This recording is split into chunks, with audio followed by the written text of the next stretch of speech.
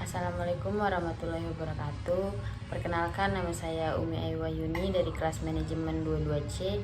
Ingin menjelaskan tentang materi memahami fungsi MSDM sebagai strategi partner organisasi atau perencanaan sumber daya manusia.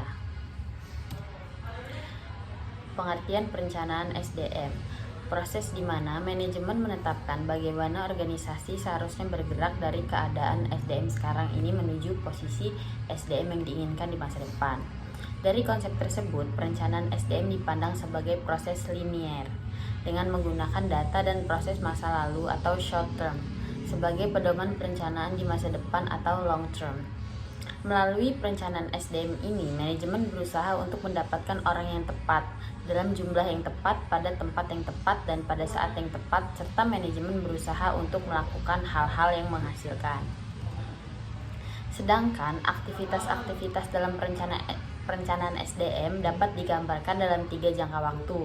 Yang pertama yaitu perencanaan jangka pendek sampai dengan 1 tahun yang sering disebut sebagai strategi sumber daya manusia, meliputi A. Meramalkan permintaan dan penawaran yang dapat diprediksi dengan pasti, atau pekerjaan apa yang butuh diisi dan ditawarkan, bagaimana dan di mana mendapatkan orang-orang tersebut.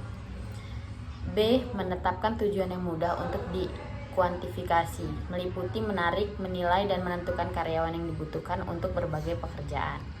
Yang C. Ada desain dan implementasi program-program jangka pendek. Misalnya, program penarikan karyawan, program seleksi, sistem penilaian kinerja untuk mengidentifikasi perbaikan kinerja dan kompensasi penghargaan. Program pelatihan yang menekankan pada pengembangan keahlian yang dibutuhkan di masa yang akan datang. Sistem kompensasi yang didesain untuk mencapai tujuan-tujuan jangka pendek dan diharapkan dapat membantu proses pencapaian tujuan jangka waktu yang lebih lama. Yang selanjutnya yaitu ada perencanaan jangka menengah, jangka waktu 2 atau 3 tahun, meliputi A. Meramalkan permintaan jangka menengah.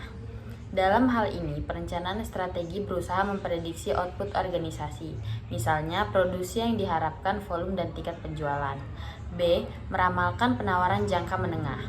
Untuk meramalkan penawaran jangka menengah dapat diturunkan dari sumber informasi eksternal atau internal, tetapi biasanya informasi internal yang krusial dan lebih banyak. C. Menetapkan tujuan. Tujuan jangka menengah adalah serangkaian rencana tindakan yang dikembangkan untuk mencapai tujuan-tujuan melalui usaha bersama dari perencanaan SDM dan manajer-manajer yang relevan dalam suatu organisasi. Tujuan jangka menengah lebih terlihat dalam hal yaitu menyesuaikan kembali keahlian, sikap dan perilaku karyawan untuk menyesuaikan perubahan utama yang dibutuhkan dalam bisnis, seperti menyesuaikan praktik-praktik SDM dengan pengubahan kebutuhan karyawan. Yang ketiga yaitu ada jangka panjang atau lebih dari 3 tahun, meliputi A. Meramalkan permintaan dan penawaran yang berhubungan dengan tantangan suksesi. Sedangkan program perencanaan suksesi sendiri adalah merupakan sistem yang kompleks untuk melindungi kesehatan perusahaan jangka panjang. Tujuan yang paling utama dari program suksesi manajemen adalah mengembangkan tim yang paling utama dari program suksesi manajemen. Kepemimpinan yang kuat untuk tugas-tugas strategi.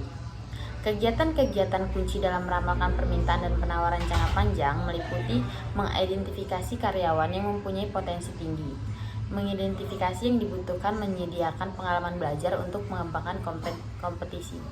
B. Program desain dan implementasi.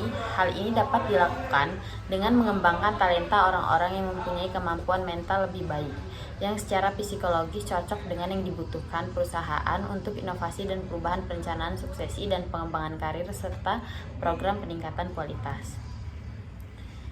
Kesimpulannya yaitu perencanaan SDM sebagai proses di mana manajemen menetapkan bagaimana organisasi seharusnya bergerak dari keadaan SDM sekarang menuju posisi SDM yang diinginkan di masa depan. Untuk mencapai perencanaan SDM yang efektif, haruslah ada integrasi antara perencanaan SDM dengan perencanaan strategi dan perencanaan operasional. Meskipun sudah direncanakan dengan baik, namun seringkali masih terdapat kesenjangan antara perencanaan SDM dalam pengembangannya dan implementasi strategi SDM. Kesenjangan ini dapat terjadi antara lain karena adanya perubahan yang luas dalam perdagangan dunia dan meningkatkan persaingan, regulasi, serta teknologi yang baru. Oleh karena itu, diperlukan penjelasan-penjelasan untuk menjembatani kesenjangan tersebut. Namun, demikian, meskipun terdapat kesenjangan antara teori dan praktik, tetapi dari hasil riset ditemukan bahwa perencanaan SDM tetap diperlukan. Terkait dengan keunggulan kompetitif, terdapat 4 karakteristik yang harus terpenuhi oleh fungsi SDM agar bisa mendukung keunggulan kompetitif. Yaitu yang pertama, mengintegrasikan kegiatan SDM dengan strategi bisnis.